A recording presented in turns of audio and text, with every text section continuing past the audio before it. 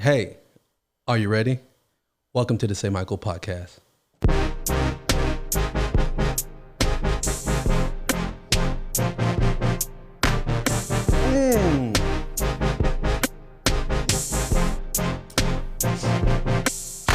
What up, what up, what up? Welcome to the Say Michael podcast, one man's attempt at business, family, and comedy.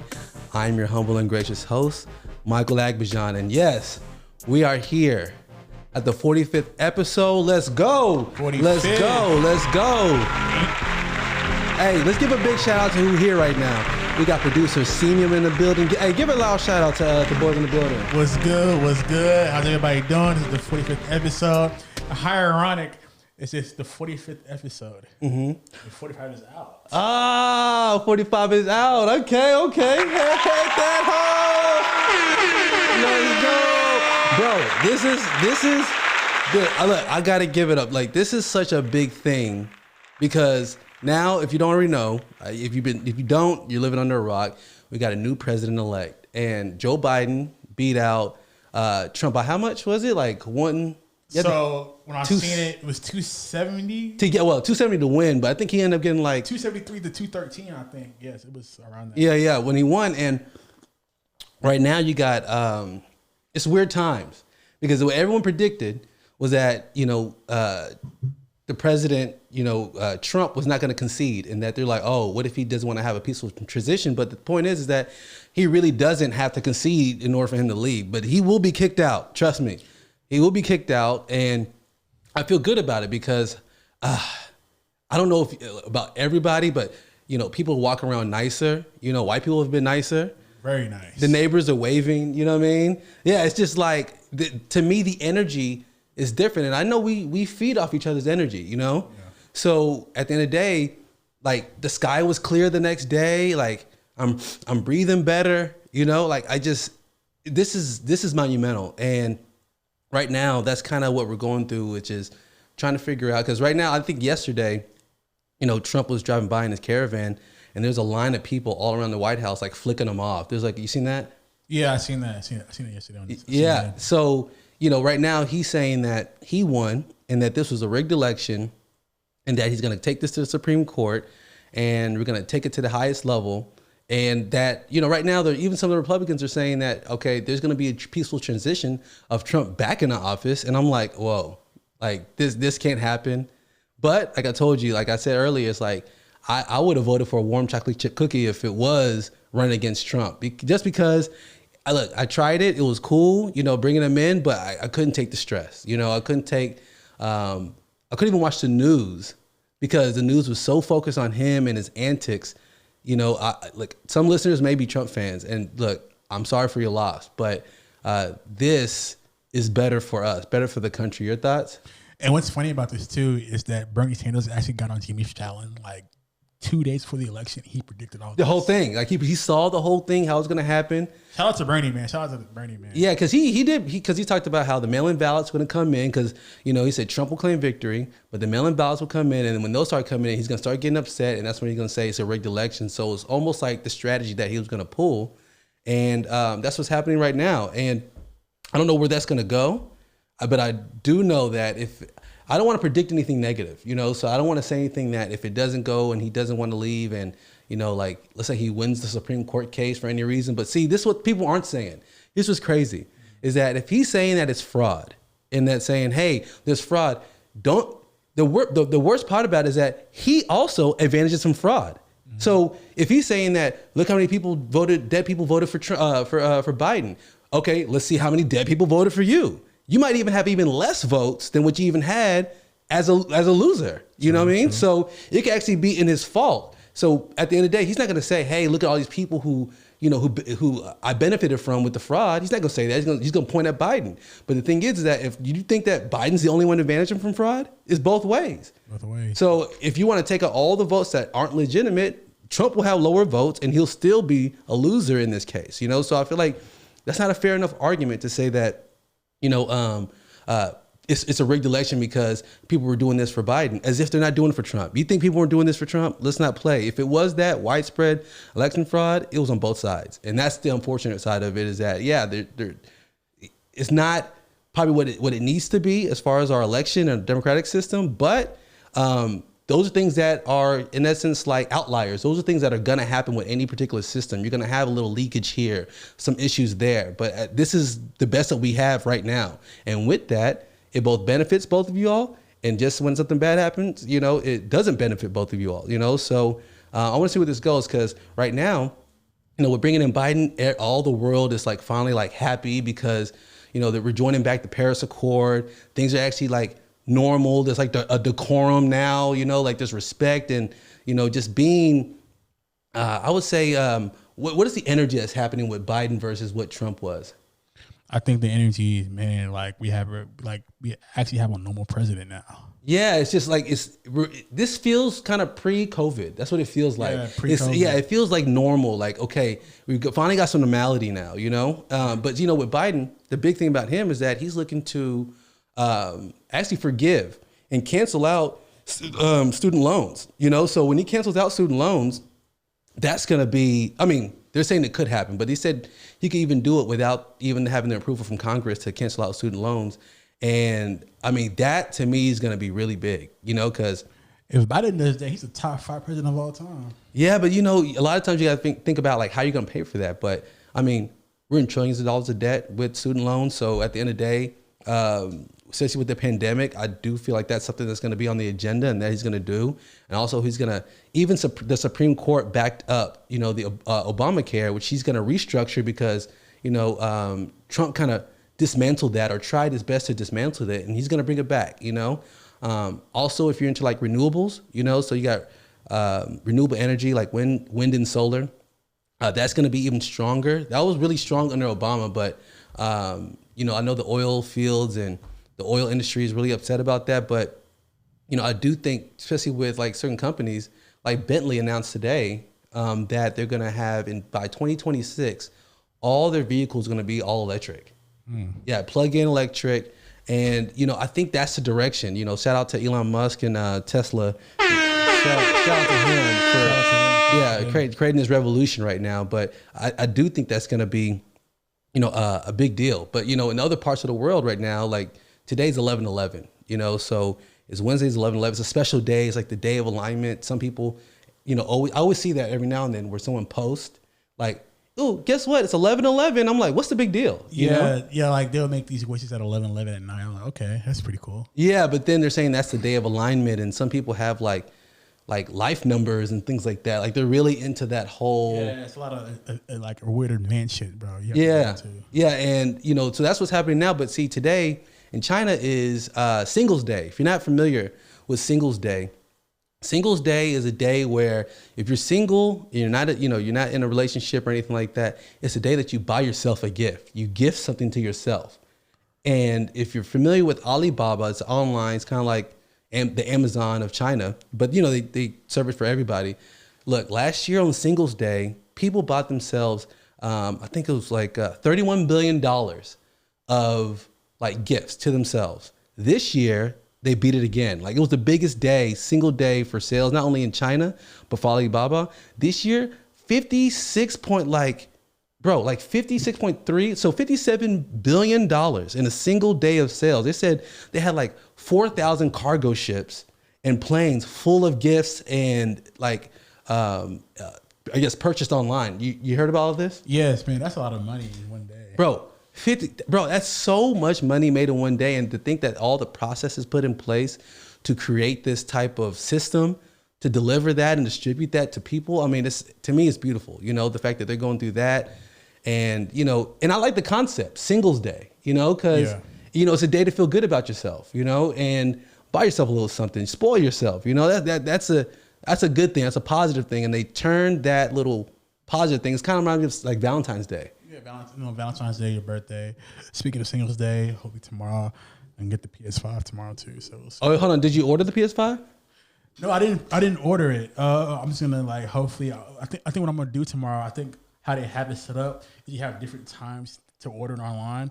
So you have times at noon, 3 o'clock, 6 o'clock, and 9 o'clock to order. So I'm just gonna do that. Yeah, some people already got the Xbox, and that's already coming out with problems. Like there's a few people who are like tweeting and Instagramming about their Xbox like turn on fires, like smoking out of it. Smoking like a barbecue grill on Labor's Day, man. But see, the thing is that, yeah, when you get the first batch of anything, yeah, you gotta let the bugs you gotta let the dust settle. Some people are too quick on it. You're like, hey, it's too eager to play it. Yeah, but they're gonna look. Hopefully, I know they're gonna make it right. I know Microsoft's gonna make it right because they just dropped theirs. PS5 is gonna drop theirs, and it's gonna be a while before they drop another console. But people are doing new things because I know. Right now, because the single people who are out there, who are trying to finesse the PS5 or whatever, I hope it worked out for you. Christmas is coming up. I hope you out there winning because that's really what it is, Winning, bro. Yeah, because if we end up having to do, like, let's say another lockdown or anything in this new administration, I hope you have the PS5 and Xbox ready, because that now people are going to be a little bit more prepared to entertain themselves, I cannot wait for that lockdown, bro. Come on, bro. You can't wait for the lockdown? I can't wait for it. I'm literally like mentally prepared for that lockdown. Oh yeah, because I'm not really fully against the lockdown. The lockdown is not, to me, look. If we do a lockdown, we have to do it right. It's just not going to be where we lock it down and people out there like doing all this. What do you call it? Not Black Street. The black market. You know what I mean? Just to survive and trying to figure this out. No, you gotta. If you're gonna lock people down, you better help people. You better help these businesses that you're telling them to lock down.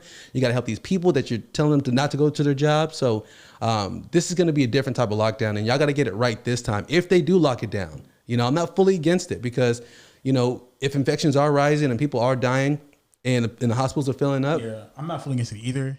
It's just that this time. You have to do it right. Yeah, you got to. But, onto other people who are developing, you got like McDonald's now who, have you heard of the McPlant? So yeah, I heard about that. So they're going to try to make like a kind of like a vegan cuisine. Vegan cuisine. No, they're going to do an all vegetable based burger. Oh, I'm very interested in that. Yeah, I'm even wondering why they even came up with McPlant. Who came up with that? That's so lame. Like McPlant, but I guess kind of moving in a different direction. I get it, but it's like, McDonald's with their staff, I know they could come up with better. Like I would have thought McMeat or something like that. But it said McPlant. I'm like, yeah, can I get the McPlant? Is like that sounds like corny. You know what I mean? Yeah. But they come up with that. So with that, when they came up with that announcement, Impossible Burger. Is it Impossible Burger? Yeah, I think that's what I read up on earlier. Yeah. That's the one who has to deal with Burger King, right? Impossible Meat? I believe so. Yeah. Their stock dropped like crazy. Yeah, their stock dropped because they were supposed to do that deal with them, and then now that McDonald's is going to in-house it, I guess it's all going to McDonald's. Yeah. So at the end of the day, I think that McDonald's will for sure see an advantage. You already know, like the only thing they don't mess with, like they mess with everything. They even came up with the spicy nuggets. You ever had the spicy nuggets? I tried it before. They're fire. They're fire. I liked them. I was like, I think this might be the best spicy. Look, stop hating. Stop hating on McDonald's. McDonald's be dropping some major things. You know what I mean? Like, they created the drive-through. They came out with the breakfast menu. You know what I mean? I love that. I think that's one of my favorite things. McDonald's is the breakfast menu. Yeah. Then they came out with the dollar menu. You know what I mean? Dollar menu, the McRib. Yeah. So when people are talking about people on the streets and dying and all that, imagine how many people they fed. Look, I know they don't have the healthiest food. No one's saying that. I'm not saying they have the healthiest, most delicious food, but because they made food so affordable, there's people who are on the streets or people who could have went hungry who now don't have to go hungry because the food is so inexpensive. Mm-hmm. So I feel like that's one thing. I even had a friend one time. He talked about how he said, man, it was really hard with me and, my spouse, and we were really going through it. And one time, like, it was so hard bringing money in. Like, bro, did you know we had to eat McDonald's for dinner? And I was like, hold on, that's a bad thing or something? He's like, bro, we had to order off the dollar menu. I'm like, I know, but you could have been on the street. You could have been going to a shelter. Hey, listen, bro. Get it how you live and do what you need to do. That's what I thought. I was like, what's wrong with McDonald's? If you had to eat McDonald's because you're going through a little transition, what's wrong with that, I'm saying get a little chicken, with a small fry and call it a day. Yeah, call it a day. Yeah, that's it. And look, college folks, I already know how y'all go, like when it comes to, yeah, it's a savior. And like Jack in the Box, same way. I look at it the same way that if you're going to complain about getting food at an affordable price, like you don't have to live like that. That's easy to get you by. You know what I mean? Get you by, bro. That's all you got to do. Man, I also need to say RIP to one of our former students at the Barber school.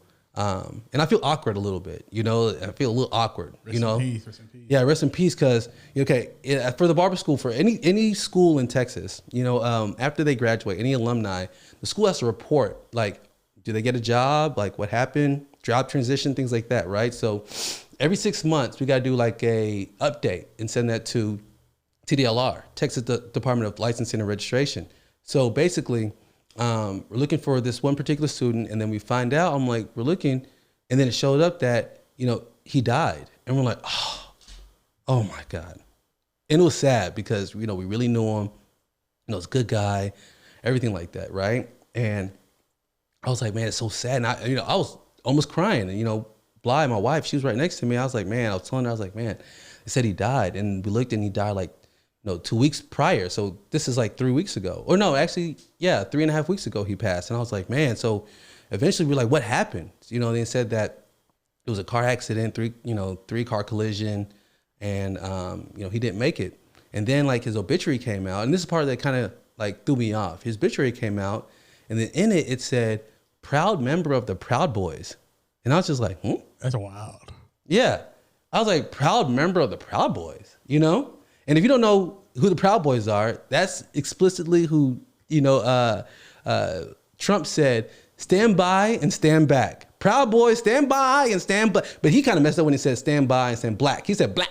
Like he didn't say it right, but he said stand by and stand black. And basically, when I saw the Proud Boys, I was like, oh, he's a proud member of the Proud Boys. And then it kind of clicked to me that something happened. So at the school, like when like you give him like a black person to like cut his hair, he's like, man, I don't want to cut it. Like he always want to refuse cutting black people's hair. And I was just like, well, hold on, what's going on? Like you need to learn how to cut all textures of hair. And he's like, the thing about it is like, it's hard to fade black people's hair. Like, it's just hard. Like I don't, it's just really hard. But then, when I read the whole Proud Boys thing, I'm like, maybe he wasn't never trying to cut black people's hair to begin with. Yeah. He maybe just wanted to do super cuts or something like that. But, he just kind of kept it where, like anytime a black person comes like, nah, I can't cut their hair, and left it up to the fact that it was just really difficult. But the Proud Boys kind of connected something for me. And I kind of feel like, I don't know about that one, But, and then also I told y'all about the Clubhouse app, and I said it's probably one of the most high value apps that I've seen probably since Facebook, just because it's, again, if you don't know, it's like a place where you could come in and actually have real conversations. Like you can't fake behind the funk of your keyboard or your phone. Like this is real life conversation, just like I'm having with you, but you're having it back with me, and they got the technology clear enough to where you can actually like not overlap, and it's like a bunch of noise, nothing like that. And the way it works is that you go into a room, someone will name a room, and it'll be called like Monday morning motivation. And you go in there, and you could be sitting in the crowd, and there's a big audience, and you just sit back and listen to the speakers, and they're just having conversations about, how to motivate yourself, how to think better, and you just kind of listening as a fly on the wall. And then sometimes they bring you on the stage, and then you could come on and speak to them and talk to them. You could raise your hand and say, hey, can I get on stage? Can I say something? And that's kind of how it works. You get how it works now, right? Yeah. Are you on Clubhouse yet? No. Not yet, but I'm looking to explore it. I'm gonna add you because like I got a new invite, and I'm gonna add you because you need to get on there. It's fire. But I was in a group this other day, and this is when I'm now seeing the downsides of Clubhouse. To me, it was a positive area for all the best type of conversations, which you hear today. Like today was a conversation with Mike Will, Metro Boomin, Sony Digital, Ninth Wonder, all in a group talking about the music industry and what they need to change about it. And it was like so enlightening. And it was just so clear. And I said, wow, see, you're not gonna get conversations like this, like anywhere else. How can you be in on stuff like this and get these people together? But the one I went in on, this is 2 days ago, it said, don't come in here unless you tricking. Right. So I was like, maybe it's like sarcasm. I don't know if it's like as direct of what it is. So I entered the group, and I'm just in the crowd, just listening. And basically it was like these sugar babies, these girls who were trying to get sugar daddies to trick on them. Right. Yeah. And I walk in the group, and I'm listening to these girls talk about it. And one girl particularly, she had a sugar daddy for 3 years. She's talking about her experience of how she got him. She's like, girls, you want to get you a sugar daddy, you need to go to you don't need to go to the club. Don't go here. You need to go to to the bar of these rich hotels like the Ritz-Carlton, and just be pretty and all this. And girls are trying to take notes. And then next you know, they add me to stage. They said, "Hey, what do you have to say, Michael?" I was like, "Okay, well, are y'all really tricking on? Like, has anyone tricked on you?" It's like, "No, nobody. Yeah, are you tricking?" I was like, "No, I'm thinking y'all gonna trick on me. Y'all didn't say it was for women only." And then we're like laughing. So I'm creating big conversation in this group. Right now, people are adding on to this group. And then I started asking questions like, when like with your sugar daddy, like, are there conditions? Like, does he threaten? You know what I mean? Like, hey, if you don't do this, then, I'm not going to pay your bills. She's like, yeah, oh my God, I hate that. Like, if I want to join the OnlyFans so bad and create my own OnlyFans, but he won't let me because he feels like, I'm exposing myself and this and that. I was like, oh man. So I'm asking interesting questions. People like, man, Mike, I like the way you asking these questions. So then I asked her, I was like, hey, so, okay, you've been with him 3 years. Like, yeah. How much do you think you've accumulated like in gifts and toys? And then this girl jumped in. Look, her name's Kay. I'm not gonna say her full name, but she was like, there you go. You always talking about these questions. I was like, hey, what's going on? What's going on? Why can't I ask questions? Like, no. And then next you know, other girls are jumping on me. Like, wow. Yeah, like chewing my head off, bro. That's the bad girls club right there. Yeah, I was like, hold on, what you mean? She's like, no, that's a personal question. I was like, what you talking about? That's personal. But this girl talking about what she do to get sugar daddies. And she's like, no, you don't ask questions. Like, I was like, look. And then she started screaming. She's like, nah, this room smelling real broke. And she left. Oh, here we go. Yeah, and this dude, when she left, he's like, hey, Mike, you gotta be nicer, man. I was like, hold on. She's attacking me, and she already attacked 2 people in this group. And you talking about me? I gotta be nicer? I said, she's being defensive for what? And then he was like, hey, bro, if I get her to come back in this group, yeah, we all gonna be good. Look. I'm like, look, why do we even need her in this group? We don't. You don't even know. I would have been like, hey, bro, that's not gonna get you the pussy, dog. Yeah, I was like, no, he already had like he was a simp because he was in that group talking about like, oh man, like, yeah, he's one of those. Yeah, he's like, hey man, Erica right there, she's so beautiful. Like, you gonna be my girlfriend. So when he's over here trying to bring this Kay back into the group, she comes back with that stink attitude, like, like that, right? So then I was like, she missed out on all the other conversation we had in the meantime. So then I was asking my next question, juicy question. I was like, so what type of like conditions? And she's like, there you go again, asking questions. I'm not. And I was like, look, why are you being so defensive? And why are you attacking me? And she's like, no, I'm not being defensive. I'm being protective of my girls. I was like, look, if she don't want to answer the question, she don't have to answer. She could say, nah, I don't want to answer that, but don't go off on me. I'm like, and then next more girls were like coming out. Like, I was like, hey. I don't know what y'all think this is. I thought this was an open forum. No. This ain't a safe place like you think it is. We need to take the man out of this. I'm like, then why y'all talking about tricking? Oh, the question I asked where they got mad, I said, all right, y'all girls are talking about y'all work hard, y'all do, big things in life. So why do y'all want a man to trick on y'all? Like what? And then that's when she said, nah, why are you asking these type of questions? I'm like, but why do y'all want people like the name of trick itself? They don't want to spend their own money, is what it is. Yeah, like why don't you say that? But just saying. Let's say that. So if the group would say, instead of saying don't come in here unless you're tricking, if it was something like come invest in me, I get if a girl said I want a man to invest in me. But this ain't trick, you know what I mean? And we all know what trick is. That means that you just throwing money at a girl just to look at her and just like have fun with her, and you pay her in bags and pay her in cash or in trips. You know what I mean? That's a trick. You know what I mean? So there's nothing positive about it. And when I try to clarify on it, everyone's jumping on me. But like, I was like, hey, look, it ain't that big a deal. You know what I mean? Like, it ain't personal. And then the weird part is the girl who was like screaming at me all mad, she follows me. I was like, why did you follow me after? Maybe she liked something about me. You know what I mean? Like maybe she liked the intellect. Maybe she want to get a little fire. You know what I mean? I'm like, I don't get it. But why would you follow me if you don't like me? But you get a lot of the Clubhouse app, but then there's a lot of tomfoolery. Even in one group I got in, they were talking about like how to, brand your business and how to scale and things like that. So I came in, I asked my question real quick about my business, and they completely ignored me.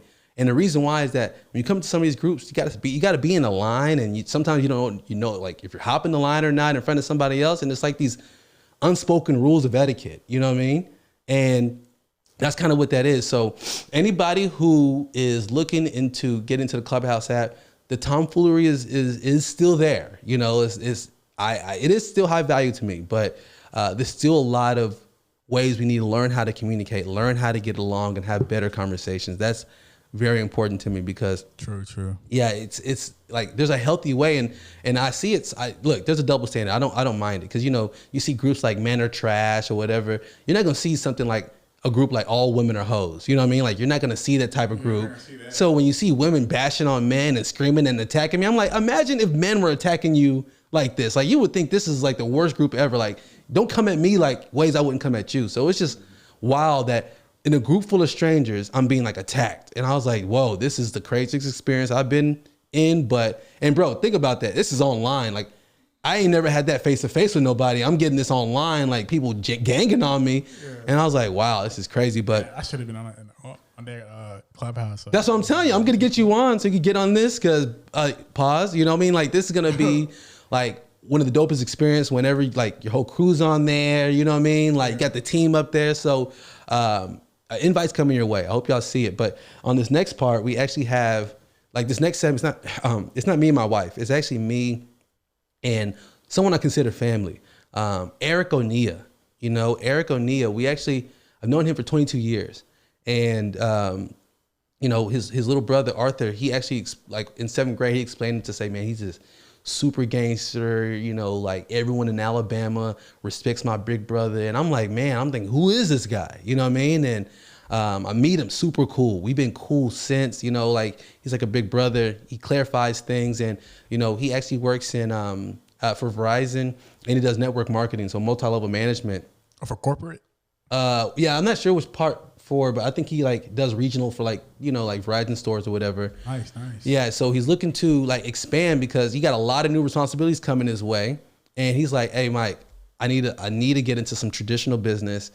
I need your help. I want to get some advice. So I invited him on because I'm like, this is going to be something original, something different where you could get on. Let's have a conversation about where you're looking to go. But it was a little rocky at the beginning, in the conversation, but it smoothed out, got super inspiring. I hope you like it because it is something new because I consider him family. And he didn't even know what questions to ask because he didn't know where to go when it comes to business, but we got somewhere. We told him exactly where to go, and I would love for you to hear this conversation because it's good, juicy. Just get ready for it. Appreciate you all, listening and join me on this. It's again the 45th episode, and I'm good. You got anything else you want to share? I'm good. I hope everybody stay safe, wear your mask, stay sanitized. My fellas, tomorrow, hey, getting the PS5. May the force be with you. Hey, you say may the force be with you? May the force be with you. Okay, I'm thinking it's May 4th, and people keep using that May the 4th. That's Star Wars reference. Well, cool. Well, hey, good seeing y'all. See y'all next conversation. Peace out. What's good, bro? Tell me something good, man. What's good? Well, when I hear the question, tell me something good, I really search to think about like what's the best thing I could say, and I never really figured out anything. But let me think about it now. Something good, please do, is to be grateful for everything I've been given, and that I've been truly blessed this year, even though it's been a rough year. Truly blessed. So that's something good. Tell me something good with you. Well, first and foremost, like I appreciate that you didn't give me a cliche response. I'm the one to put you on the spot for that. Like I don't like cliche, just random. Yeah. Like no, I need some content. I need some, something that's real. And I would mirror what you're saying. Yeah. I know it's been like a crazy year for a lot of people, and I've been fortunate to have the clarity just to see the blessings within it all. You know what I mean? And I think there's a lot of people out there who haven't been able to. So I'm just grateful. Just really, man, being grateful is important. Yeah. For sure. Yeah. So tell me, the people know about you already. Like, how's work been? How's life been through this whole little pandemic for you? It's been an eye opener. If I had to give it one word. Okay. Okay. Eye opener. So, as we just mentioned or alluded to, like, the blessings within it all, seeing it from different perspectives, me being business minded, seeing how one thing's connected to the other, so I've been in a place of just kind of assessing that. Right. And how things apply, how the future will be when I, decide to go into business ventures, things like that. Outside of that, when it comes to working, I work in essential, industry. So let's talk about that. Good. So you work where exactly? I work with a Verizon premium retailer here in the States. So how does that work? So it's a nationwide retailer, right? And so with that, I've done a lot of recruiting with them, consulting with them. I've been in the industry for quite a bit of time, 16 and a half years, not with the same company, but in the industry for 16 and a half years. And so with that being said, it's like I said, it's essential. So pandemic hitting and everything. Oh, y'all never slowed down at all when the pandemic hit? It only, at one point, it's been a roller coaster. So at one point, it just like, there was an influx, unexpectedly, right? Had about half of our staff there because some people chose not to work, right? And so this around the March, April time. There you go, exactly. And with that, there was a lot of the retailers that were closed down, right? Majority of them. Our particular one hadn't closed down at all, so we had an overflow of others, other people coming from other retailers with half our staff. Was pretty rough, right? Yeah. And so good for business there and everything, but then people's spending trends have been a whole lot different. And so have you found it to be better though when it comes to their spending trends? Because my wife, she works in retail Gucci, and she talks about how people waiting outside in long lines, an hour and a half, 2 hours just to get into Gucci, and the people who actually come in, since they spent that type of time, are spending more. Are you finding better customers, or what is it like? What has changed in your type of customer? I just see it's unpredicted now. It really has, because when you deal with the wireless industry, like for example, in the initial points of the lockdown and everything, you saw individuals maybe visiting a retail location for a minor issue with whatever cellular device, because their whole mindset was like, okay, I want to make sure communication is on point. I don't want anything to hinder that. And so where people will usually wait, I'll get to that later. It was kind of crazy to see that psychology of individuals like that. And so so that's the first unpredictable. So people kind of cut down on like the frivolous needs of checking their phone or doing this because they came in when they have to come in. More so from my perspective, they're coming in when they really don't have to. You know what I'm saying? Because they're like, you know what, this may lead to another issue, or this. And if I can't talk, because a lot of people were just in a whirlwind. They're not really understanding like, okay, where is this going to go? Yeah. And so they were like, I just want to make sure my communication is good. So these are individuals that came in earlier than we would expect, things of that nature. Oh, I see. I see. So if you fast forward to things such as like, the Apple launch right now, and everything like that. One thing they did, they extended the actual, launch, and like two, out of 4 devices, did 2 at a time, right? Apple's just marketing geniuses, in my opinion. But so now where you see people on a retail level that would expect, this influx of, income and things like that at certain times, it wasn't there. You know what I mean? So that threw some people off. You have the initial time Apple wanted to, I think it was the 13th or the 15th of this past month, they wanted to do the reveal, right? What the phone's gonna look like. It didn't happen at all. Yeah. Well, they mentioned 2 other things. So you keep up with all this stuff? I'm not really even like a tech person, to be honest with you. But again, I've just been around it. But by default, you got to see it. By default, yeah. So it's so me, again, tied to business. I'm kind of into trends and how things move, and that's the thing I've been very vivid to me, to see the difference in how people spend, how when they come in typically on a fiscal basis to spend, it's just been so unpredicted. But you're also like a hustler, so like you also, you still do Ignite, right? I'm still highly engaged in network marketing, for legalities, and I guess for like compliance. I'm not able to like go into an actual name. Okay. Like that. So, but yeah, very highly engaged in network marketing. So we're just gonna call it network marketing for it's the industry. Yeah. Okay. Yeah. So, how's that been through this entire thing? It's had an effect as well when it comes to the trend of business. Saw an influx. Hey, a time frame where we can really bless a lot of individuals, help individuals be able to, not lean on just one source of income, right? With people not being able to work and everything, that was definitely a high awareness in time for a lot of people. And so we were fortunate enough to be able to help a lot of individuals, help some make some extra income. And can you mention how you help them? But absolutely. Just by generating another source of income, in this case, within the network marketing industry, there's a structure and a compensation that comes to that, which helps you earn some extra income outside of what you're doing. So, is it where you could talk about like what it is, like with lights and all that, or is that something you can't go into? Yeah, I won't be able to go into it. See, that's network marketing for you, I get a residual check every month. Well, why is it? Why can't? What is there like a some type of thing that restricts you from talking about it? Absolutely. There's the Direct Sales Association governs everything to the point where network marketing to its core is about belly to belly, like me to you, you know. It's not meant to, as you may see some in the industry, do it the wrong way per se.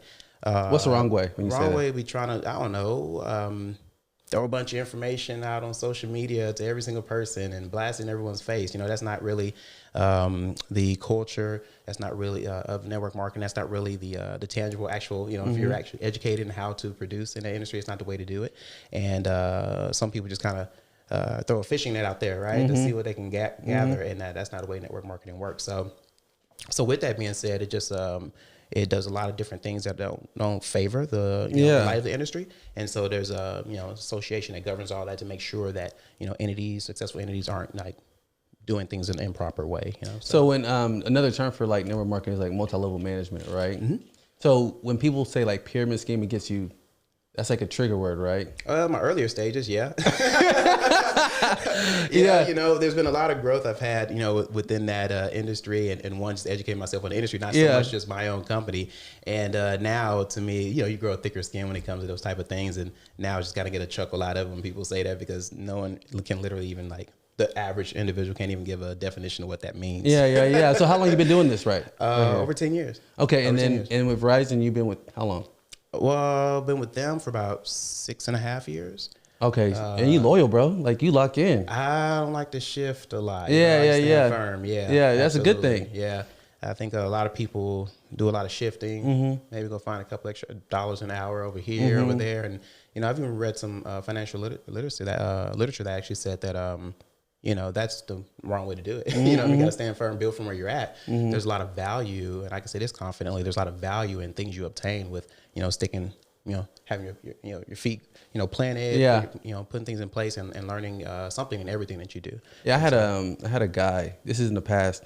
He had actually like a car wash that he was like building, and it wasn't working very well for him. So what he ended up doing is that he went to work for me so he could still pay his guys. And I was like, you know what I mean? Like I was a little bit confused. I'm like, don't you need to focus on what you're doing? So, because if you work for me, he's like, man, I just can't afford to pay him. I just need to get this money so I could be able to pay them. I was like, bro, how's this going to work long term? You know what I mean? Right. So I feel like that is a lot of times where people don't look at the long term vision as far as moving around to different places and just focus on what you're doing and find solutions for that. You know what I mean? So that's kind of what you apply there. Yeah, I agree. I think a lot of people just look at point Z, skip A, B, C, and all that. You know what I mean? So, and inevitably, you see people just flop. Doesn't very well. So, see, you're super multifaceted. So now you're looking to bring into like more investments, business.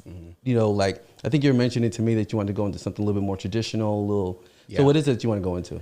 Well, there's multiple projects I kind of have in a pending stage, right? I just feel like on a personal level. Just talk about it. That's what I want to hear. Yeah. I'm ready to just hop in and do some things. I mean, we've talked in the past, we've talked in the past, and with one or more words, you would mention to me like, why don't you just move forward? You know what I mean? And that's to me, on a personal level, that's like a complex answer. I can't give a one word answer to that, but I would say the more immediate one would be into the new stage of real estate, right? One of them specifically being Airbnb. It's come across my path in multiple different ways, and I've educated myself a little bit more, so I'm ready to kind of pull the trigger and move forward on. What do you think about going into when it comes to Airbnb? As in location or what? No, okay. Like for example, my brother, he just started an Airbnb for himself. Okay. And he got this from like one of his like homegirls who was doing it rather than doing like with homes. She's doing it with apartment complexes that let them have the lease. And what was really dope about it is that, the way he's setting it up is that rather than having the full on investment with like buying all the equipment as far as like furniture, pots, pans, all this kind of stuff, they have like businesses where you could like rent, the couch, the mattress, all that. So pretty much you could, I think he's like paying like anywhere like around like $300 or maybe a little bit more per month to have that. And then you could start bringing the revenue early and then start promoting it, getting professional pictures, things like that. The girl that he learned this from, she currently is on getting her third unit. And after like 2 months, it's already becoming like profitable. So is that what you're kind of going into, or is it something a little bit different when it comes, or you want to get like a home and like deck it all out? All of it. Yeah. I'm just a student of the game, you know, like early in the stage, I'm just, I'm an individual that just has really learned to fall in love with the process of everything.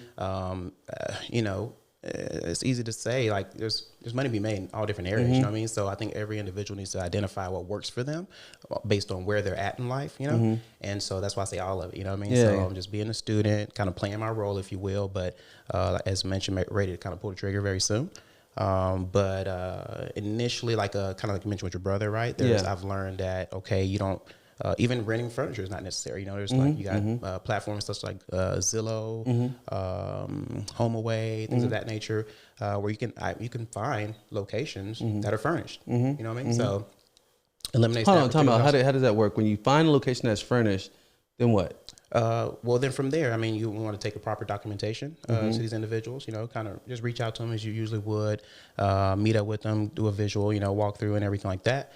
And then from that point, be able to go in and communicate to them about exactly what they want to do. So maybe, for example, this individual has had this place on Zillow for 80 days, right? And they need to rent this place, just burning a hole in their pocket, right? So you can, and this kind of comes from a servant point of view when it comes to business, is you're in a position to help these individuals, right? They really need to rent this place out for one or more reasons. Maybe they're looking for 1,100. You know, if you understand things about the Airbnb, you know, building block, if you will, or business plan, you understand like, okay, maybe you can offer this individual, you know, 1,200, 1,300, you know, which of course, you know, their ears are open at that point. Of course, you want to have the proper documentation in place, have the legalities in order. Fortunately, Airbnb takes care of a lot of other things for you when it comes to, you know, the insurance side of things, anything broken, stolen, what have you, you can compensate it back. Like the liabilities and things like that. That's the beauty of that. Really more attracted to that because I've already been spoiled with network marketing. So traditional business, there's so many different things to look into, and it's like, so unattractive in some cases. So I do favor that about Airbnb. Just gives you a platform to work with. And then from there, you know, once the paperwork's signed and everything, you know, just do your due diligence there, promote it properly, and just what your friend do. What made you choose like Airbnb? Like, what made you go into it? Did someone you know was doing it, or? No, you know, with me, like day to day, you know, let's say before I'm going to bed or something like that, maybe on YouTube or reading some type of article or something, you know, revolving around business in some form or fashion. And it may have been an ad or something that popped up about it. And I just, you know, it's one of those ads I just decided to keep listening to or reading about. And, you know, I just always, with anything right now in my life, look for alignment, you know what I mean? Where everything's at. And when it came, the information crossed my path, I didn't see anything in a negating spirit, you know. I was like, okay, I can do that, I can do that. All the check marks were there, you know. So I said, let me get some more literature on it. So I just little by little, not to spread myself so thin, been educating myself on it since then. What so far is like you have certain questions about that you're trying to figure out, right? When it comes to starting? Yeah, starting. When it comes to that, you know, you mentioned your brother, right? Had done put some investment into renting maybe furniture or something like that, right? It's also pretty open and understood that you don't have to invest anything. Yeah. You know what I mean? So as I you know, venture into like a more traditional styles of business and everything, business credit is a subject at hand, right? And educating myself on that, going through the process of that is something I'm looking to spearhead and take advantage of. So if there's loopholes within the systems of economics, you know, when it comes to States, you got to take advantage. You know? It's the biggest one. Like, okay, first, if you started because you haven't did an LLC or exactly correct, you haven't did anything like that. So your first like move is to go like either downtown or, you know, go to the county because you're going to be doing it in Arlington or where? Not definitely yet. Okay. Yeah. So you get a DBA. You familiar with what a DBA is? Okay. Yeah. So you get the DBA. It only costs like $10. And with that DBA, you could use that towards either getting a bank account or going towards getting. Are you familiar with the EIN? Right. Yeah. Or, you know, tax ID. Right. You go the next step after that. So you go to the bank, and after you open that account, almost immediately people are going to start offering you credit cards. That's what I hear. Right. Yeah. Almost immediately, because you know when you start like. You start a business, or when you start it like that, where you have a LLC or incorporation, because you know those cost about $300, but the DBA costs about $10. That's the easiest way to start. That locks in your name countywide. Have you figured out a name yet? As of recently, yeah. I want to hear you. What's good? Well, with this one, I want to go to a realty now. Kind of got some inspired ideas. I want to keep it simple. I always try to, when it comes to anything, right? There's different project I'm working on. I've helped with the naming of it, on the marketing, with my marketing mind, and I couldn't really come up with anything when it comes to dealing with realty. So I was like, okay, so DTL Realty. Okay. Yeah. Nothing confirmed or anything just yet, but that's just what That's what you're liking right now. So far. DTL is something as of maybe like 3 years ago, is a system I've been using, right? Applying it, something I found is universal, applying towards business in general that keeps everything moving forward and forward and upward, What does it mean? Stands for date, time, location. Ooh, let's go. So, that's fire though. I was mentoring a group, had like a home meeting. This is dealing with network marketing at one point. And you run across so many different individuals you never would have met before, right? And this young lady, she was saying that, Eric, I love this opportunity. This is great. I work full-time, a full-time college student, and now I'm trying to utilize this to help when it comes to my school fees and things like that. Me, in the position of leadership. Are you talking about Airbnb? No, or are you talking about network marketing? Okay. And so this is kind of how DTL came across, And so again, I just take inspired action. Anything that works, I just stick with. I just run with it. And so with this, I can tell there's some frustrations there, right? And just wanted to support her the best way I could, knowing that I had more leverage, more experience in the industry. I said, you know what? Forget about that. All you need to do for to move forward, I'm going to carry this extra weight for you. And I had a whiteboard I was writing on in the room, and everyone was sitting around, and I wrote down date, right? I said, give me a date, give me a time, and give me a location. I said, I got you. I'll be there, And it was her. I think it was her. She's I kept on. I started moving on. Started talking about other things. She said DTL. I said, whatever you want to say. Yeah, fine. DTL. Whatever. I was like, DTL. Yeah, that's cool. That's super dope. I was just like, I was just in that zone. Like, oh man, it was probably like my biggest year in network marketing. There was a lot of activity, a lot of people, who had opted into, partnering with myself, earning extra income for their own prospective reasons.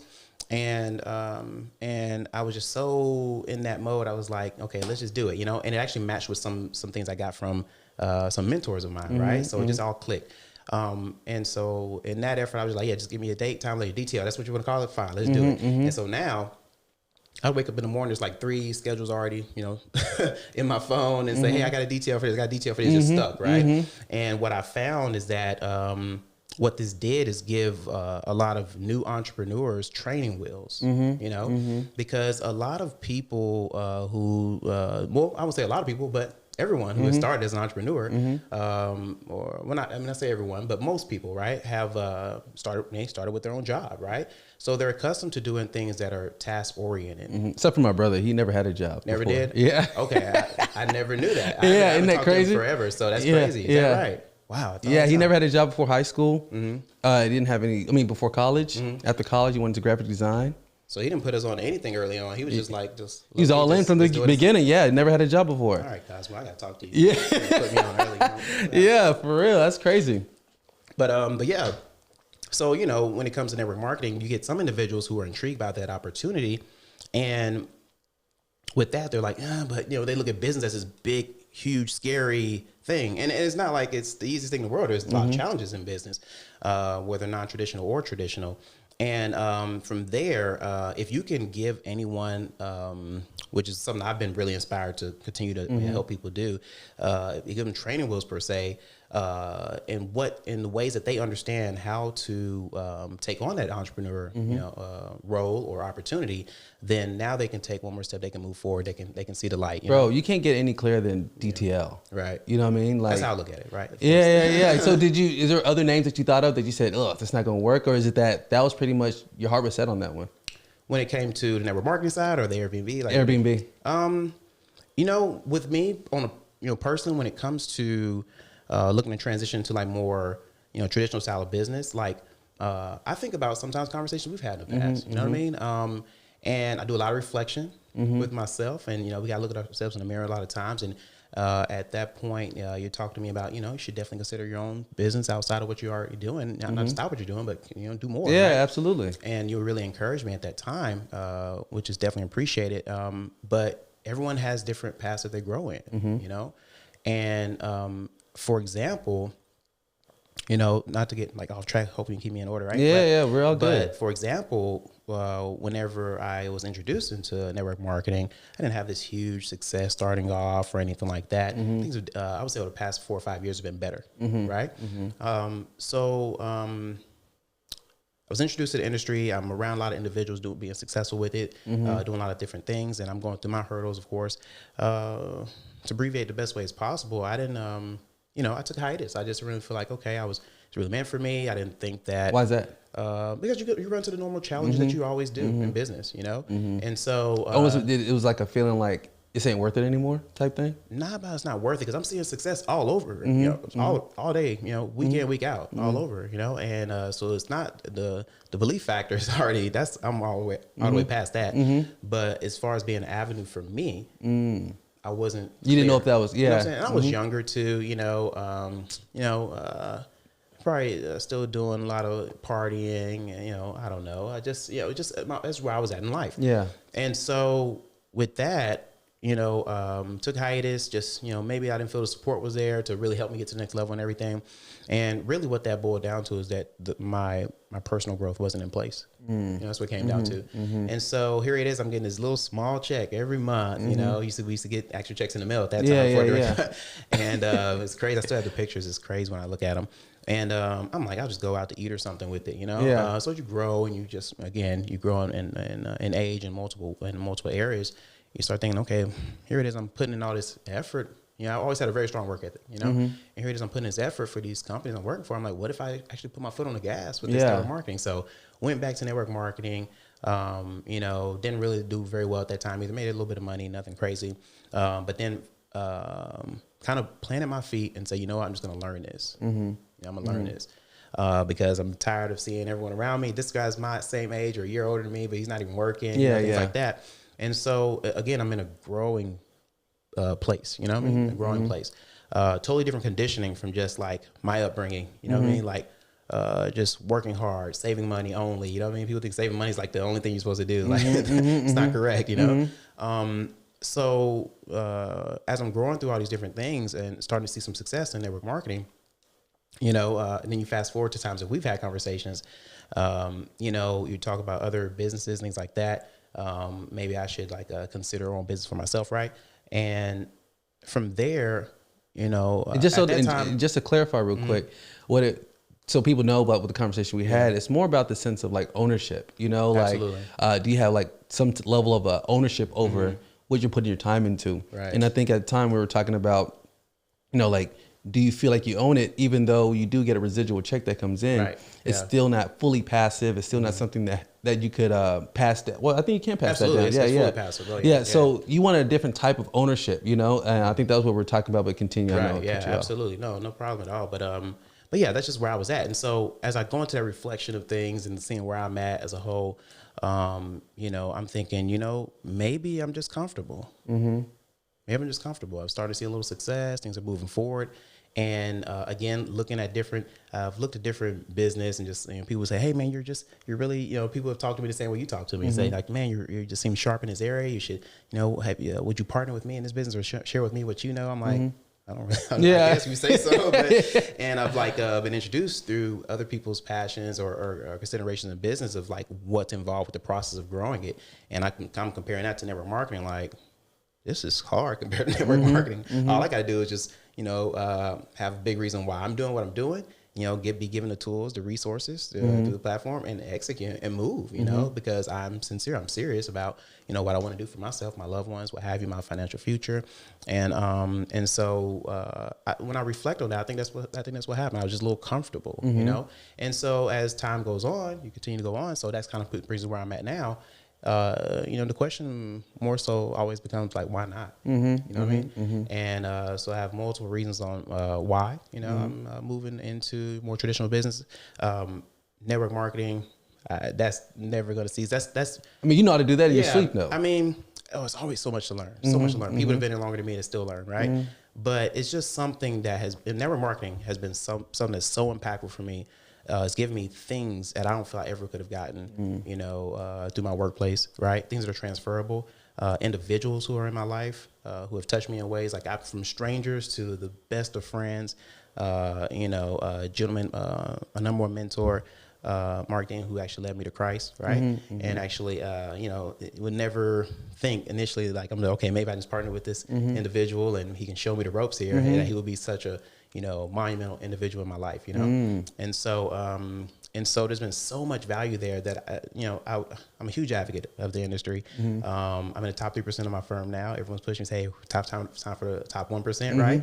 So that's not going to stop. You know what I mean? You know what that means? That's what you hear when you top 3%. Right.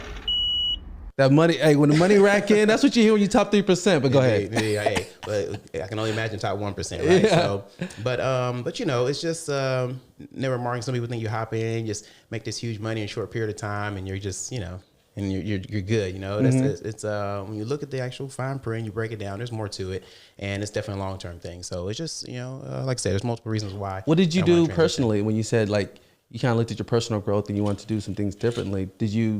Was it that you started reading into certain things, or was it that you sought out? Did you meet new people? Like, what was it that changed for you personally that helped you grow through that? You know, I always focus on my whys. You know, there's multiple things, you know, I could go into, but I know now you know, my mom's moved back to Nigeria, right? I'm the first generation of my family here in the States.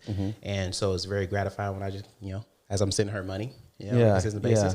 You know, I look at business or enterprise as financial growth with social impact. You know what I mean? And it's not so much as having $1 million, but what are you going to do with that? Yeah. You know what I mean? Yeah. So I think that's my upbringing, our people, you know, what we're about. It's about the purpose. And it's all about it, you know? And so that's what, you know, I could just have my little residual, sit back, just kind of hang out, you know? But there's so much work to be done, right? You want to apply a little bit more pressure. It's all about contribution. It's all about contribution. And so, so that is a summarization of the many things and reason why I was like, okay, it's time to do more, you know? That's one where I can insert there is more. You know? And that's when you thought about real estate. Yeah, well, you know, you know, I like to move from a spiritual sense, right? And so when you have certain things that you're growing in and experiencing in life, and then you have business opportunities just kind of come across your path at the same time, you don't, you can either say, oh, coincidence, or you can look at like, okay, you know, alignment. Yeah. Right. Two totally different things. And so I think being spiritual in the way that I am, I can see things more clearly now. And so again, there hasn't been anything. And since I only move in those areas, right? I only take inspired action. When I move in those areas, it's there seems to be less roadblocks. Yeah. You know what I'm saying? Yeah. And so the timing of it is now, of course, always in God's time, right? And so with that, and when things line up here, line up there, it's like, okay, you know, here's a reason why I've gathered all this information up until this point. As I told you before, it's just been little by little education, you know, but that doesn't mean it's always time to pull the trigger and just go. You know, that I think is where a lot of people, you know, make mistakes because they say, oh, this is possible, it can be done, but they're only doing it for money. Yeah. You know what I mean? And I just don't operate like that. Since I was younger, I've never operated like that. And for me, it's got to be like, okay, here's tools and things that have been planted and gifted to me. So now it's time to use that. You know, so that's what it is for me. Is it that you want to use this to replace any of the incomes that you make, or I'm going independent for sure. Yeah, oh wow, absolutely, yeah. So the next 6 months, it'll be you know, I'm sure there's a lot of work to be done. But, I would say before, you know, about a year from now, I look to go independent. You know, and do my own thing. So you want to go into Airbnbs, and you have a strategy already, or? That's what I'm formulating right now. Yeah. Okay. Right in the process. And so to the point where it's like, you know, by the next week or so, everything's laid out, you know, and ready to, you know, so you haven't went to the bank yet? You haven't locked in the DTL or anything like that, right? No. So as we mentioned before, so name is the first thing. From that point, definitely made sure name wasn't utilized already, right? It isn't? It's available? It's available.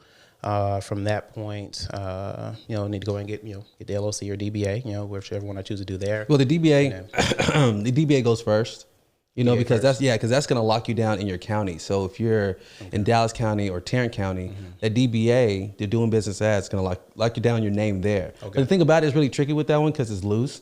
So if you put like a the or if or anything like that in the name, So basically, if it's like DTL, someone could say the DTL Realty. You know what I mean? So that's not really like locked in. Right. But the LLC and the or S corp, I would recommend S corp. I've heard that term recently. Yeah, because you'll save more in taxes. Okay. Yeah, I changed over all my businesses to S corp, and that's because in LLC, people are worried about like getting sued, and trying to like split liability between you and your company. But the thing is that if you get sued, your sole proprietor is going to be you. They're going to go to you. Right. You know what I mean? But with the S corporation, you still get the protections to where there is like a separation between you and your company, and you're looked at as a partner. It's kind of hard to explain, but looked at like you're 50-50 partners with your company. So therefore, a certain amount of money. Fully liable, but still. Yeah. And but the thing is that you pay your taxes rather than one time a year, like with an LLC. You pay it like every quarter. But the thing is that you save about 50% in taxes. Oh wow, that's right. Yeah. So you're not really paying as much because at the end of the year they're gonna look at what you make and your profit and all that, and they're gonna hit you with a huge tax bill. Okay. And then so let's say it was $100K, and then next you have to pay like $36,000. You know what I mean? Like, man, because that money's already spent. Right. But if you have an S corp, and this is just like example number. So this is not anything specific. You have an S corp, and you make $100K. It's looked at as a partner. Rather than paying $36,000, you might pay $18,000 or even lower. And that's not even included things that you write off, like your business expenses, travel, et cetera, et cetera. So DBA. Right first, so that's $10, maybe a little bit more, like $10 to $15. Gotcha. After that, my first step will be to find a CPA, which you don't live far from here, so there's a CPA that I could recommend to you.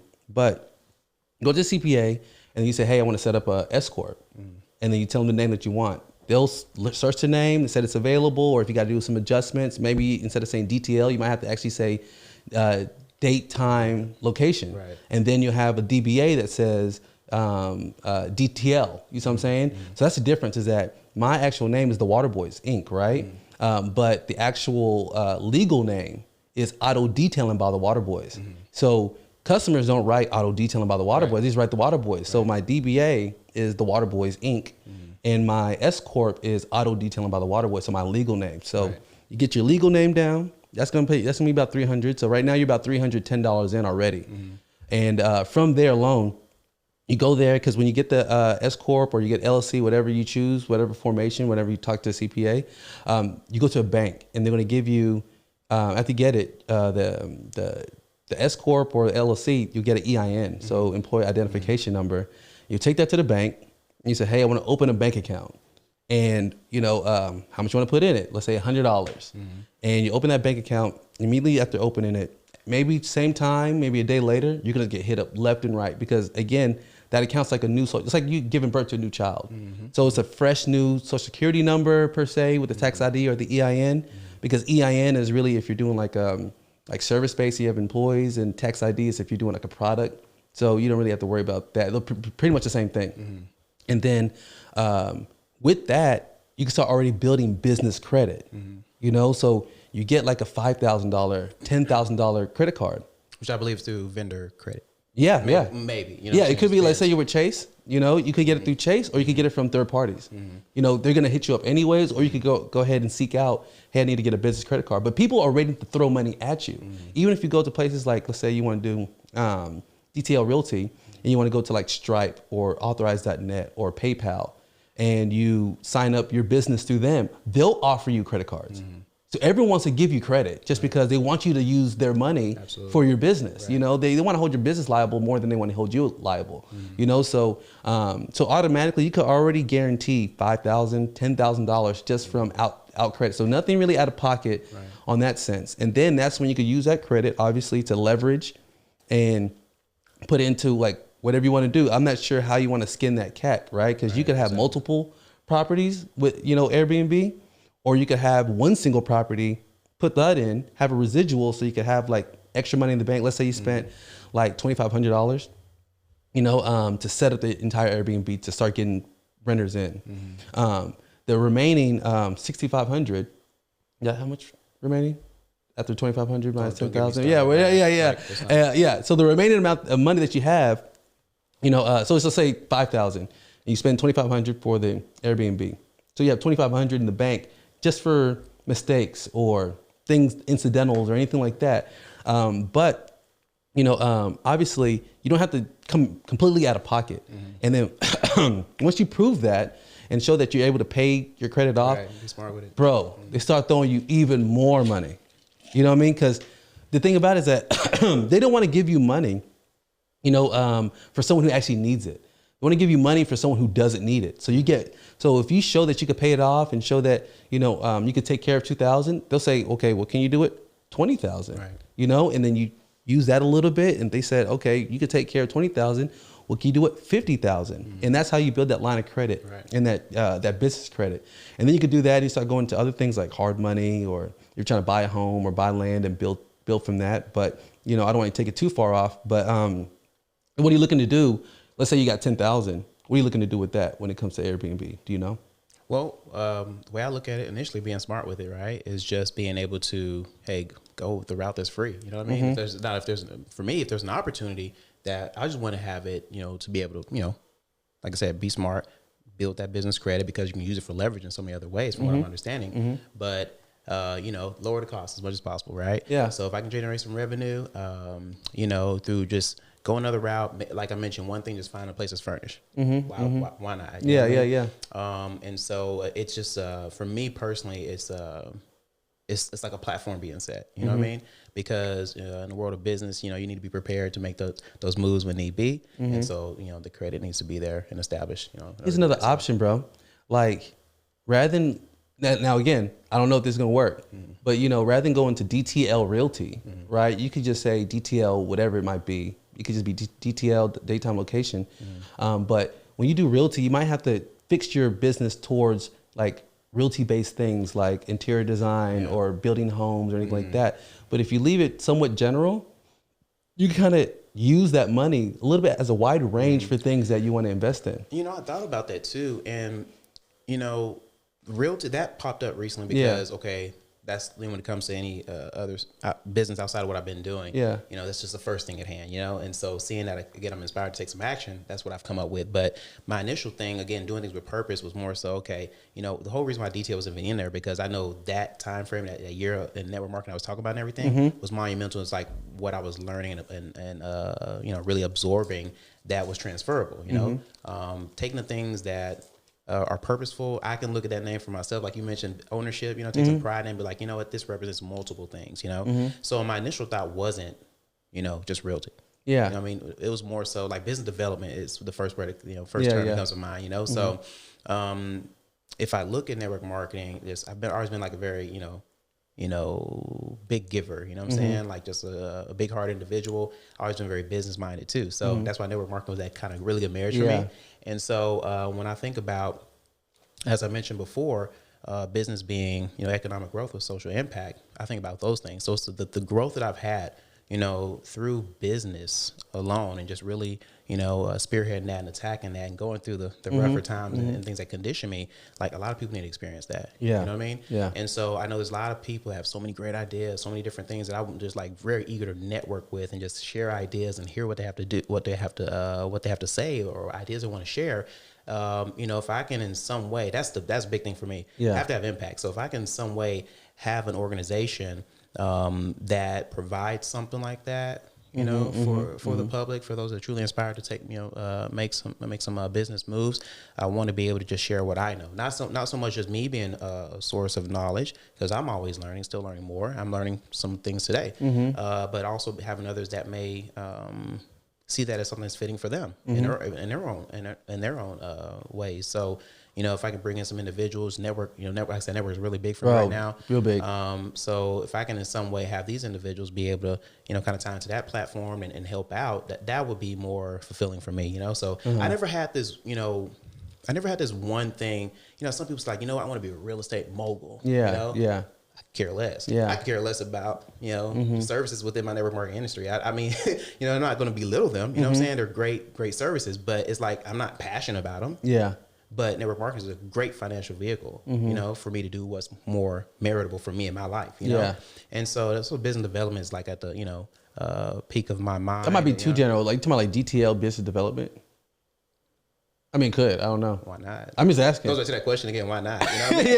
Yeah. Like, why not? You know, as long as it's purpose filled. That's Yeah, all that matters to me. yeah. You know what I mean? Like, I can't just go and do business just to make $1 million. That's so, you know, when I think about it, and I reference network marketing a lot, right? Because it's a big part of my life, and I've been engaged for so long. But I think that's why I tapped out in the beginning. I think it's fair to say, like, maybe the initial surroundings I had around me, it was exciting. I'm younger, things like that. It just fizzled out to me because I've always been purpose filled. You know, I've always wanted to do something with it. So yeah, I love business. I love the concept of it. I want to be engaged continually and learn. But if there's no value there, I can't do it. You felt that was what was missing. I mean, just right now, that's what sparked me. You know what I mean? And I can say that confidently because I genuinely feel that's one of the factors. It could be multiple things, but that's definitely one of the things. You know, it's like if it's just for money, like money's gonna. But how do you identify that? Like some people that can't identify what it is about what they aren't liking about the place they're in. You know what I mean? Like, was some introspection there, or was it someone who kind of through growth? You know, at that time, you know, early on, I didn't have a lot of personal growth. People probably can't tell by that I'm Nigerian because I have no accent, right? People, you know, I feel like I articulate myself fairly well. Yeah. And people wouldn't guess that I come from a small town country boy. Yeah. And population where I'm from back in Alabama, maybe 1,500, maybe, you know, graduating class in high school was 69 people. Wow. So I've always talked like this. I don't know where it came from. I shock myself sometimes. But, you know, you're just a accumulation of, you know, it's not a cliche statement, but you're really like a reflection of your environment, you know? Yeah. So all that growth I've had over time, you know, like I said, maybe at one point being comfortable and everything like that. I think that's what it all goes back to is growth. You know, when you know, I even read that as well, is that, you know, your, you know, financial growth would never, you know, surpass your personal growth, you know, or you can't do that before the other. Exactly. You know, it's literally, or maybe you can have it, but will be sustainable, you know? And I'm all about quality as opposed to quantity, you know what I mean? And so if I'm in a place in life, I think that's what came down to, for me, you know, if you ask that question, I think anybody has, based on where they're at in life, if I can ask someone, any given person right now, what inspires you? Yeah. And you can't spit that off. There's a void. There's a gap there, right? Yeah. Not that your life's whack or you just you just have nothing in order, but what's the meaning to life for you? Yeah. Everyone should be able to ask themselves that and at some point identify what that is to be whole. Man, you know what I'm saying? Man, bars. And so I think maybe, you know, I had a foundation set through my parenting, you know, God bless them, and you know, that I didn't realize at that point, but just something click. It's just something within inside, right? And so that's what you mean by alignment. It's just click. Absolutely, Yeah, absolutely, yeah. And then once I've identified that, it's like, again, why not? Yeah, Big question mark. And so I'm in a place in life where I'm just going for it, you know, no matter what it is. Where are you getting your resource? Are you or do you know who to follow? Are there people on YouTube and Instagram and Facebook that you're following that maybe could support you in your like journey into maybe realty or business development? You know, just like the kind of information, I don't have anyone in particular, right? There is, which I got some recommendations for you. There's one young lady, I know her first name, not the last name, but her first name is Noelle. And she seems to go into a lot of different things when it comes to business credit. She's, you know, within 2 years, she earned $3 million through Airbnb, you know. She's well educated, has like 2 masters, bachelor, you know what I'm saying? So she has accolades, all different things. She's climbed the corporate ladder, things like that. So I learned a little bit more about her story. So as of recently, that's been something I've looked into. So right now you're kind of thinking, well, the people I had to recommend is Kingsley Ademudia. So, you know, it's actually family with, you know, me. You met him like a couple times maybe. Yeah. And the other one is House Buying Brian, my boy Brian. And he's doing really well in his creative, like, style of bringing in real estate without like having to put money down and things like that. So he's very creative, and I actually connect you all so y'all can actually like talk more about that and what you want to do. But when you say like you're maybe interested in like maybe going to Zillow or going about that way, or maybe like finding a home, are you looking to like maybe like purchase a home and trying to do it that way, or are you looking to like rent an apartment and do it that way? Like, what are the other options you looked at? Have you seen any of those? Or I'm not, nothing really interests me at this point as far as like owning anything. You know what I mean? Yeah, nothing at this point.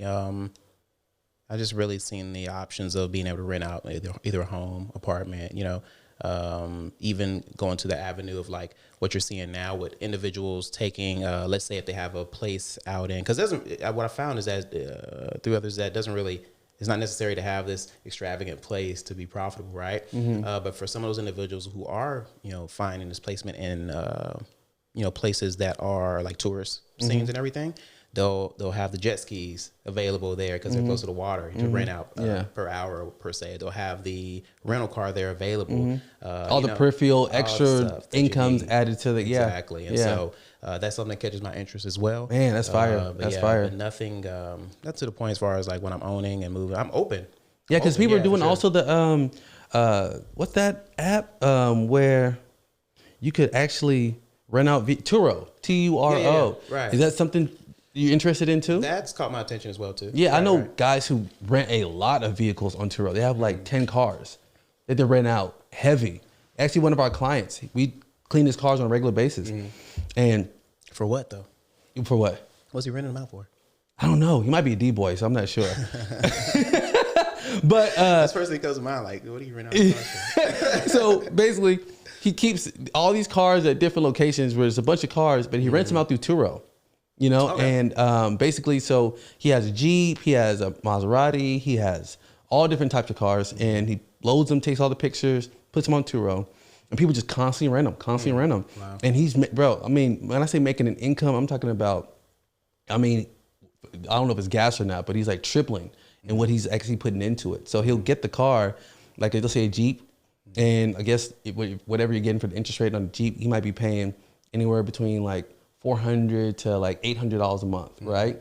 But he's renting that out and he's making about $2,000 to $3,000 per vehicle, so he's just been adding on. That's cool. And that's the same thing. You don't really have to per se like own it, buy it all cash, but you could, again, leverage that into like a peripheral part of what you're doing in your business, right, you know what I mean? And having one or two vehicles that you just take good pictures, you know what I mean? Load it up on that app. Because a lot of this is assisted with technology because, bro, back in the day, if you didn't have this type of technology, like for Airbnb, imagine trying to establish this, you know what I mean? Imagine the team you got to have. Imagine the investment that you got to put in. Seriously. And then with like, let's say renting vehicles, because it's very similar, imagine the opportunity where you can't even compete with, you're competing yourself with a budget realty, not budget realty, budget cars or enterprise, you know what I mean? Because you're providing a really dope car, right, but at a lesser price, But there's maintenance when it comes to all that. Right. But you're looking to start a house soon, like tomorrow, or day after tomorrow. Day after tomorrow. Actually, you were close. Yeah. But I don't know. Hey, the question again is why not? That's something to open to. Like a big thing for me right now is like, as I kind of like segue, try not to spread myself too thin, you know? And the thing is you have to have focus. You have to be very diligent in any of it. Some people think there's not a grind just because it looks fruitful or, like, yeah, it may be easier. It's simple, right? But it's not easy, you know? So I'm just trying to be smart about that. Kind of tiptoe my way, into being independent. And then from that point, like I said, work ethic has never been a problem. So from that, I can dive right in. You know what I mean? Bro, I applaud you. Like, using that word independence, you're trying to get there. You have we just had a 6-month plan to get there. And you're looking at really making a transition. And a lot of people, I was talking to somebody last night, and this is in the Clubhouse app. You're already on there too. And, he's a barista at Starbucks, but he also does photography. Okay. And he's been trying to transition out, but he's just like, I can't, there's a lot of things that are going on. He's stressed, he feels so much pressure. And then what you tapped into, what you said earlier, is basically like the personal development. I was like, hey, you got to look at yourself first and develop yourself first. Because the reason why you can't see things clearly is because you're in essence, blinded by the things that are in front of you. You're within this certain type of smoke screen, and once you start to develop yourself better and focus on the things that, that help you process things better or understand things better and just have a better relationship with yourself, then you're going to understand where do I need to go and how do I need to, yes, clarity. Yeah. Have it. And that's why, I think after DT, I failed to mention, like after the young lady, the student I was talking about, said DTL and I ran with that, we put it in place. I was like, hold on, something's something happening here. Yeah, You know what I mean? yeah. And in that servant mode, I was like, okay, now I can impact and help more people, right? And so I remember that's, again, probably been one of my biggest years in network marketing. You know, of course, money comes with that. And I was like, it was still that void, you know what I mean? But I feel like my blessing in that year was that DTL, that one moment, you know what I mean? Bro. And I was like, okay, now this is what people need. Cause it's just one tool to help them to unveil, you know, all of who they truly are, not just being a barista, not there's anything wrong with that, not just, you know, working a 40-40-40 plan, you know? There's so much more. And that gentleman, for example, detail is just something that's principle based, right? So if that individual, if that's one thing that I would agree with you in, hey, you need to kind of look at yourself first, assess some things first, have that clarity. Now, how do you do that? The next question is, how do you do that, right? Yeah. So if someone's intentional and they're serious about that, then they can just set a DTL for themselves. Set a date that they're going to maybe look at some self-help or have a sit down, buy someone lunch to kind of gather what helped them grow. That's one date. Set a time for that. You know what I'm saying? And location might be at the same Starbucks. Yeah. So set a detail for yourself. So I'm seeing what you're talking about now with the business development. You gotta give some people some things that are tangible, you know. And anyone, if they're serious enough, if they can't, you know, again, how do you eat a horse, you know, or whatever, right? You know, one bite at a time. So you got to be able to start small and use that, not as it's your only way of you doing business, but use it as a definitive instrument, you know, to get you where you want to be, little by little, you know. And so with that, you know, set a DTL. Maybe the detail is just for yourself to read one book or one chapter of this one book, you know. The whole concept of DTL is to always have one. Yeah. You know what I mean, always have one. Yeah. So we have our own schedules to maintain. The young lady I was talking, she was a student. She has, you know, all these things going on. So she can now cater that to her own schedule. Man. You know what I'm saying? Yeah. So now you're your own boss running your own show. That's what business owners do. They put together their own schedule. So now they're learning business strategy at the same time. And now how to help other teams, how to help develop teams if they decide to go that direction. You know what I'm saying? So just set a DTL. Sit down with I'm yourself. super impressed with this. You know what I mean? It's the simplicity. It's so simple, right? But and then it's, you know, it's sticky. It's something that you can remember. You can take with you anywhere. And something you could tell someone else, and it help refine their thinking. You know what I mean? So that's beautiful. Yeah. You know, mentor in business now, he says, hey, go, once you go so far, then you can see a little bit further. Yeah. You know? And so, you know, with that, why I try to do all these other things, we compare ourselves so much to what we see on social media and all these different things. How about you just narrow it down and just make a detail for yourself? Yeah. And that will allow you to move way faster than if there is competition, you know what I'm saying, than the competition per se, right? You know, just and now you're kind of paving your own road, you have your own lane you're in, and now you're starting to see success compared to other people who are just trying to do this and just trying to take a shortcut here, and then all in all, just to by next year say, oh no, that didn't work, I'm moving on to something different. You know, you would have made leaps and bounds just. And you see that all the time, right? Around you, all the time. What do you say to that when people just can't? You know, it's kind of disheartening because from my personal point of view, because you know there's so much of a gift and unveiling those things for yourself, you know, from going to not believing something's possible to feeling like, you know what, maybe I can. Maybe I can, you know. I've always had that heart just to help her. You know, I remember my sister told me at one point, like, why don't you just do something for your, you know, just work on yourself. You know what I mean? It was years ago, but that stuck with me. She probably remember she told me that one time. And that's just been my nature, you know? And so also in the world of business, has no feelings, you know, generally. And with that doesn't work well with me, you know? So when I can tie something like that, more tangible, you know, it just, that's what keeps me going, you know? Someone else has to be able to, you know, see beyond what's cloudy, you know, what's fogging up their scenario, you know what I mean? A DTL, an example, could ultimately separate you from the people that you don't need to be around. Which could be a big thing for you. Me, personally, my sphere of influence, before I decided to, like, you know what, I'm gonna hop in this network marketing, I don't know what I'm doing, I'm gonna figure this out, you know? That automatically took me away from so many other things I was doing on a day-to-day. Now, like distractions you're talking about. Yeah, absolutely. You know, distractions, situations, I mean, things that are toxic. And so now, even though I don't want to do this, right? I want to go back to my usual trends.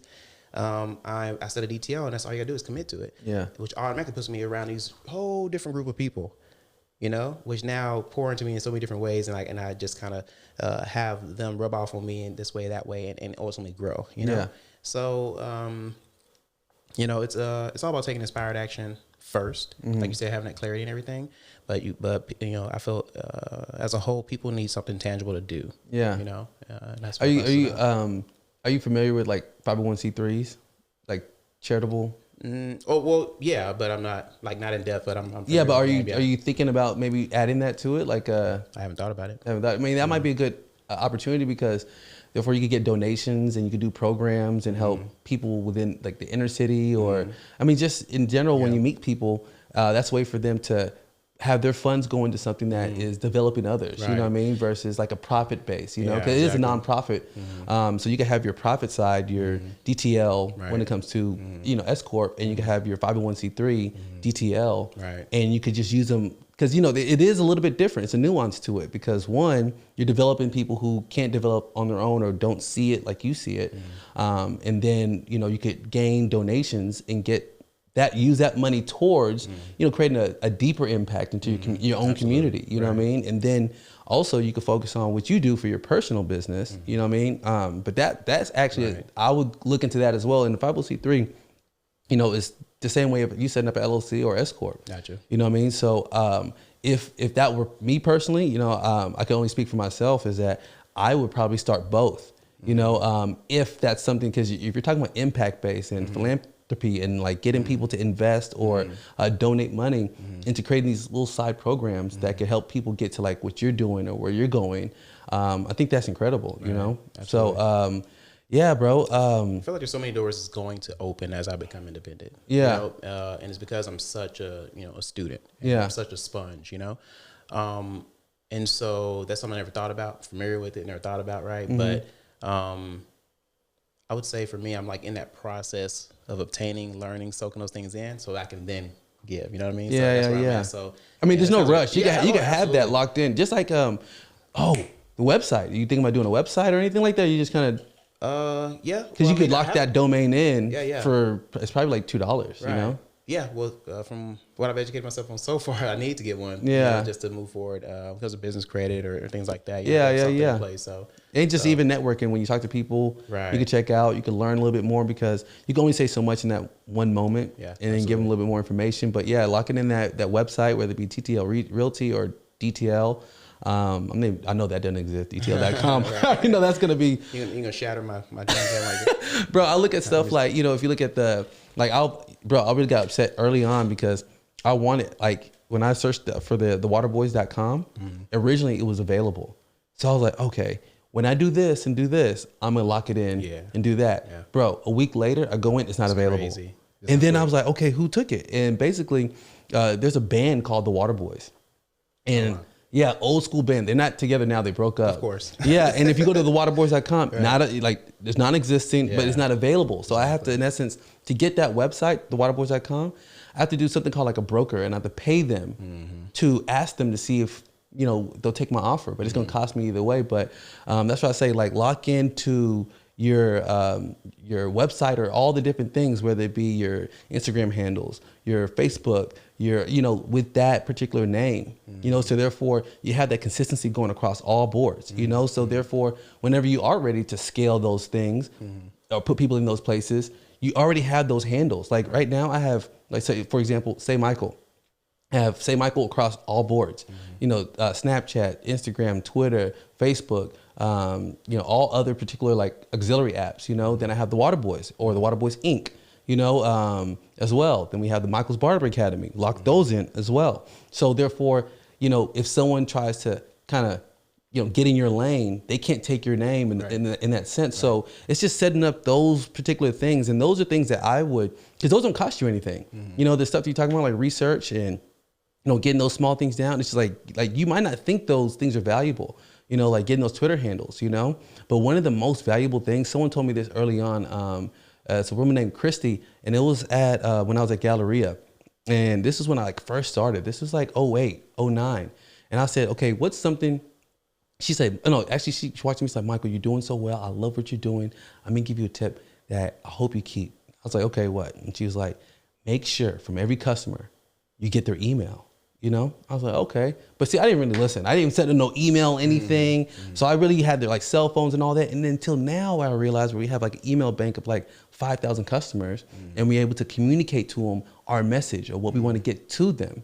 You know what I mean? Like if I had known, I started at the very beginning getting emails. Right. You know what I mean? Because your website could just be built into getting people to just provide you an email and lock into your newsletter or let them know where you're doing your next deal or let them know whenever, any type of information you want to get out to them. But bro, think about it. If you do it now, imagine over as much as you network.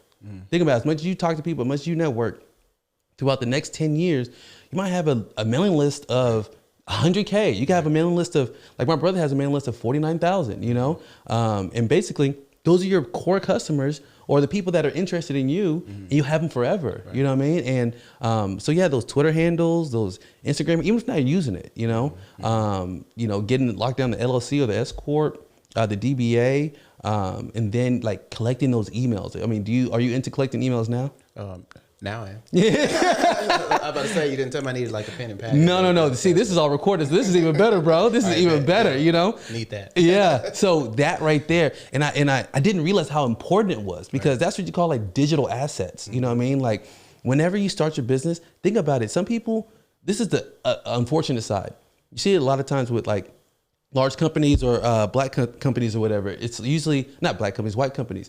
When they go out of business, you know, they go into a sense of like, we got to file for bankruptcy, which they're still trying to keep on and get rid of some of the debt and do things like that. Yeah, certain, like most black people, they just shut down. You know what I mean? Like they close the doors. Right. You didn't have to do that. You know, same thing happened with my dad. My dad had a business, an insurance business.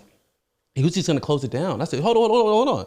Don't close it down, sell it. He's like, no, it's not working for me. I want to do something different, you know? And he sold it for, bro, like 20,000 times what he would have even imagined to begin with. You see what I'm saying? And just by having those domains, just by having those things, that's digital assets and actual like things that people haven't set up yet. Right. So let's say you want to change your mind. You could sell that business 15,000. Right. It's already set up. You got the LLC, you got the S Corp, you know what I mean? You got the handles over here. You already have something that's somewhat of a foundation to a business. Right. And without even making money from it, you could already sell it for 15, 20, 30K, depending on someone's like, hey, I'm looking into doing something. Significant hits to them. You see what I'm saying? Right, exactly. Like, you know, so there's so many opportunities because, you know, you don't know what you don't know. Right. You know, so at the end of the day, you're over here like, okay, what opportunities are there? You know, and you could read books on it. You could talk to people who've been creative because the best way to survive, especially in a time like now where we're in a pandemic, is like, how are you creative and think outside the ways that people are doing right now? You know what I mean? So doing things like that, making sure your foundation is strong, and then start being creative in the ways that you expand or, you know, like leverage your money and things like that. But you're on like, bro, you're like ready, and I want to help in any type of way, you know, through this journey, whether it be to, you know, connect you to like more people, you know, or keeping clarity or keeping you accountable, you know what I mean? Because that's one of the hardest things. Big thing, massive. Yeah, right. Yeah, because when you're independent, bro, like I was talking about it last night, you know, like when you're independent, the hard part is that no one can tell you what to do. You know, so when you have a job and things are already set up and you know what you need to do for the day and you reply to emails, like someone can tell you when you're doing something right or wrong. But when you're doing your own thing, there's nobody who could guide you. You could tell people all day about your business and how like you need help, and they'll just give you wrong answers. Right. Like, hey, how do I do this? How do I do that? Specific, you know? Yeah. Right. And it's just because no one understands exactly like you, and there's not enough time to get them there. You know what I mean? So, that's true. Yeah. So I feel like that is part of it. You know, like having someone who could hold you accountable, having someone who could kind of help you brainstorm and talk you through things. Because, bro, when you talk, you know, you and I could talk. So when it comes to like talking through something, by the time you get to the end of it, you're like, wow, you know what I mean? I didn't see that. Clear now, right? Yeah, for real. You know what I mean? And that's important, you know? So, I appreciate that in advance for sure. So, what are you doing tomorrow? Like seriously, but I think that's key, you know? Well, actually, we're actually running out of little time, but, so I want to appreciate you for coming on, bro. It's been amazing. Is there anything you want to share with the people before you end? I guess I would share with anyone in your own place, your own road, the path you're on, just take inspired action, you know? So make sure you just take one step at a time. Don't try to do everything all at once. Stay inspired. Focus on what's within, what's meritable, what matters to you most, and you'll be good. Cool. All right. We'll see y'all later. Appreciate y'all for listening. Peace out.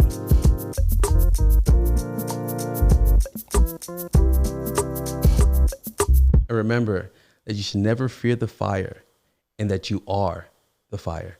Peace out.